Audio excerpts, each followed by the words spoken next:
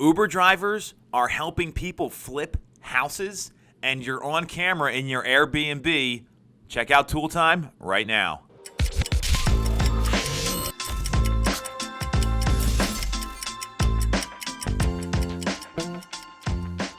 I'm Tom Toole. She is Jess Lion. This is Toole Time, and we've got some interesting stuff to talk about today. Kind of some things that are real estate related, not real estate related. We're going to lead off with more than 1 in 10 Airbnb guests have a hidden camera in the place that they are staying. So they're on camera when they're renting these houses. Jess, what's your take? Well, I was reading the article, and it was saying something like they haven't, 1 in 10 guests are afraid or they found a camera. I personally have never thought of that when going into an Airbnb. I think I've used Airbnb 3 times, and that was never really a concern that I had going in there, thinking that they'd be, spying on you, putting a camera in there. But it is a legitimate concern, and I think that I feel like Airbnb is a lot cheaper than the alternate of getting a hotel or something like that. But if you do have a real concern of someone watching you or putting a camera in there, then maybe go the hotel route and skip the Airbnb. I'm not a big fan of Airbnbs. I think they're hit or miss sometimes where the places can be not great, not clean, not what you're looking for. Now, that can happen in a hotel too, so I'm not going to have that question here. In the article that came out, I find this very interesting because it relates to real estate in a couple ways. 24% of the people in a survey who have stayed at Airbnbs said they'd be okay with camera inside. But a lot of times, you're going on vacation, you're going to do fun stuff. You're bringing your husband and your wife. I'm not going to take you down the path here, but that's a pretty intimate thing in a lot of cases. So I would not be cool with that particular instance if I'm going somewhere with my wife, number one. And in a statement, an Airbnb spokesperson took issue with the methodology, saying it was questionable. I don't really, know how a survey couldn't be questionable because you're only taking a limited sample size. But they also have strict policies regarding proper disclosure of security cameras, and they take reports of any violations very seriously. At least that's what the spokesperson said. They said that the negative incidences are incredibly rare. I know some people just get pissed off and don't exactly say what happened in the Airbnb. Yeah. I'll take this one step further. You're out there looking at a property with an agent.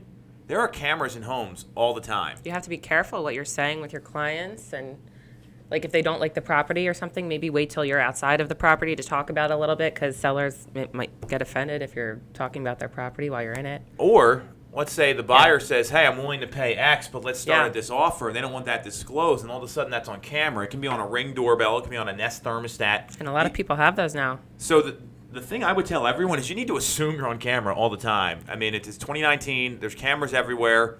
We're on camera, but we're doing a show, so whatever. This is not surprising to me. I would not be okay with that, but that's also why I personally don't really go to Airbnbs. But I know as a real estate agent, Airbnbs are having some problems. They've got tax issues in some places. Jersey City's really taxed them pretty heavily. So this is going to kind of be an issue. But more importantly, when you're in another place where you don't know, you have to assume you're on camera all the time. So I would not be cool with this. But if you're a consumer watching this and you're looking at a house, you need to assume there's cameras in the house and they know what you're saying. I have my clients tell me after the fact, hey, we've got cameras in there. And I feel personally a little violated sometimes. I'm like, I would like to know ahead of time, yeah. And you can't record someone and play the recording. It's illegal to do that. So it's obviously for personal use. So, it's, it really comes down to a need of privacy versus property owner rights to prevent theft, damage, illegal activity. That's where the gray area here is with Airbnb. My point is, if you don't assume you're on camera right now, you need to get a reality check. You're always on candid camera. And, they say they require a disclosure if an active recording is taking place. I understand why an Airbnb host may want a camera, for theft and things like that, but maybe... obviously disclosing that up front in family rooms or kitchens or maybe like that, but obviously not in bedrooms. I wouldn't mind if there was something in a family room and I knew ahead of time, but maybe not otherwise. So it sounds like we're both not cool with this. I'm half cool with it. So she is half cool with it, so we'll call it one and a half side, one There and we a half go. times on Yeah. on the right They side can here. they can take a video of me in the living room.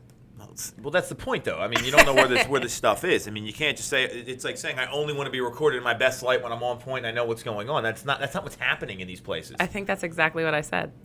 No. Only in the living room. So, this to me is even more interesting, and This is pretty cool. I've got some questions about this that I'll raise. So, right now, there's a lot of home flippers that are hiring Uber and Lyft drivers to scout properties for them in the effort of moving quickly, trying to compete because flipping homes is very competitive right now. I don't see a lot of margin in them. Jess, what do you think about all this? I think I'm for it. I think this was a smart move for the investors or whoever is hiring these Uber and Lyft drivers, because these people are, one, driving the streets. They have flexible hours. You can tell them what to look out for. The article said something like disheveled property, or something that maintenance hasn't been upkept, and they know. They drive around Philadelphia, for example. They're driving around there all the time. They know what areas are up and coming and where you would want to flip a property. So I think it's a go. Absolutely. Paying them, I think it was like $500 if it leads to a sale. So I think this is pretty cool. Little lazy, but Yeah, I don't know if this is legal. Do these people have real estate licenses? I mean they're thinking around. Well, it sounds like they're getting paid to help people identify properties. Isn't that what a realtor does? And I mean, are they licensed to do that? I think that is the biggest question here. And if they're engaging in that real estate activity, should they be subject to the real estate commission? Do they need continuing education? They are advising people on whether to buy something or not. They're not prepping the contracts and doing all that stuff, but they're taking money for real estate advice. I'm not an attorney. I don't know the answer to this. And I get where investors are coming from, because investors in general, and personally, we work with specific types of investors, meaning me, and I know Jess has certain standards as well, where there's people that call in all the time say, hey, I want a deal. I want that off-market value. The deal. Well, guess what? If I see a really great deal, I'm probably buying it myself. So that's where they're trying to get an edge on the market, which I can appreciate, because it's competitive, and flipping homes is not that lucrative anymore because inventory is so low. I know very reputable people, builders, they have contractors, they have a track record of doing the right things and having a great business. They're flipping properties and maybe making $1,000 on a $400,000 sale. I mean, that doesn't sound worth it to me. No way. So I question, one, if this is legal, and it would depend on the state. And the issue is that everyone's trying to get a piece of the pie in real estate right now. Everyone's trying to get in on this, like investing and they're doing this flipping. down in D.C. right now, right? Yeah, I mean, it's happening in a couple different places. Okay. D.C. was the article that was on CNBC that they were talking about. My point is, though, I don't know if this is legal. I don't know if it's legal either. Seems like it's a little bit of a gray area. Because, like, if someone, they can just say, I have this friend who's driving up to this house and they say it might be a good idea to invest. Go check it out yourself. Is that okay to say? But they're not accepting money for leading to a sale. That's That's the fundamental issue here. It's not the advice. I mean, people's parents advise them all the time on what to buy, right? Yeah. Like that happens in lots of transactions. They're taking money for real estate advice. So I question if this is legal. And this is no different than the wholesaler who manipulates the laws. They say, I'm a wholesaler. They don't disclose they have a real estate license. There's certain standards people are held to. So I don't know if this is legal. That's my biggest question here. And for that reason, I don't know this is a good thing for investors to be doing. Like, yeah, it could make them money. But if you're cutting corners, and the investors aren't the one at risk here. It's the Uber drivers. Mm-hmm. They're the ones that can get in trouble. Yeah. And they probably don't know any better. If it's legal, I say go for it, but I'm not sure, so I'd like to look into it a little bit more. Well, this is very similar to something that happens in startups, right? Where there's these guys that are licensed broker-dealers, mm-hmm. and their job is to put investors with startups. If you have a license, totally fine. If you don't have a license, and these guys are out there talking to investors, making introductions, maybe taking a commission for putting the people in. So let's say you're looking to raise $1 million, yeah. right? And they take a 5% equity stake in the company for the intro to the investor and the startup.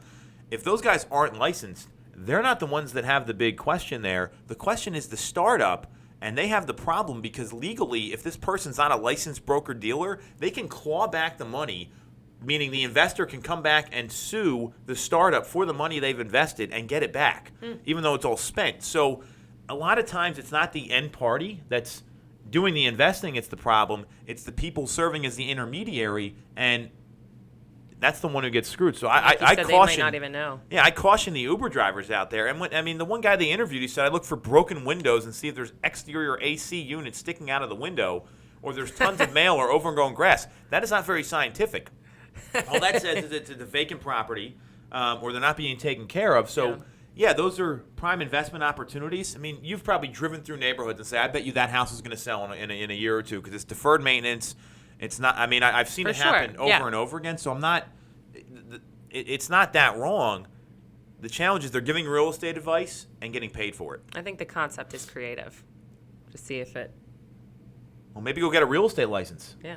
If you want to make the extra money. And stop driving Uber and Lyft. Well, then they can make a lot more money. But the point is, I just don't know if this is legal, and this is a classic example of someone who doesn't have skin in the game using somebody for a quick buck.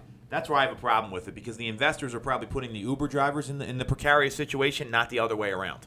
Motivational time. Jess, what do you got? So the quote is from Steve Jobs, and it is, if you are working on something that you really care about, you don't have to be pushed. The vision pulls you. So what do you think about all that? I think it's very true. If you have, and I think the operative term here is a clear vision, or have the vision pulls you. You have to have a clear vision. If you don't know what your goal is, if your vision is not clear, I feel like you might not feel that drive to chase after it. But yeah, if you're very truly passionate about something, I feel like just knowing that you're going to be getting there is going to help you. You might not know how to get there. You might have to figure it out as you go, but the vision will pull you towards it. So you're right on, and what I find in this quote from Steve Jobs, and he was obviously a very smart guy, super successful. If you do something you're passionate about, your work's going to feel effortless, right? Like that's kind of the summation here. But when I break this down, you say clear vision. If the vision is not clear, you're not going to be pulled in the proper direction, because some people say, I want to have the number one company in whatever market sector, right? Or I want to, that's a great example because it sounds clear, but what does that number one company look like? What kind of business do you have to be doing? How many sales? What's your revenue? Like, that's what a clear vision is. And what I also know is that nobody ever gets inspired by someone else's to-do list. So my to-do list doesn't inspire anybody. Yours probably doesn't either, except you. And a to-do list is not a vision. So having a clear vision spelled out, delineated like A, B, C, and D, that's going to be what really pushes you or pulls you in this case, versus going through the motions. I'm reading this book, and instead of a to-do list, like you had mentioned, in order to drive you to a goal, it's kind of like a results list. So instead of saying, like, I'm going to talk to, a lot of people today in order to set an appointment, have it very like, okay, at the end of the day, I will have had a conversation with 16 people and set the appointment and things like that. So a results list from the book that I'm reading is a better option to get you towards your goal. Well, that's like having an intention. So, like, what's your intention of running an event, or what's your intention with your day today? It's no different there, because having the intention, it's kind of the vision. It's very clear. Like, your intention's to set an appointment or do whatever you're going to do, and then you look at the actions necessary to get there. So, the point here is, you better like what you're doing, because if you don't, you're not really going to give a crap, and you're going to go through the motions and check off boxes instead of actually be pulled and relying on other people to push you through. So really spot on here. Love it. Steve Jobs obviously knows what he's talking about. He has one of the most successful companies of all time. So what was that again? You don't remember. It was the Apple one? The 5 or 6 colored apple, right, from the 80s. Yeah. Catch you guys next week. Bye. Thanks for watching.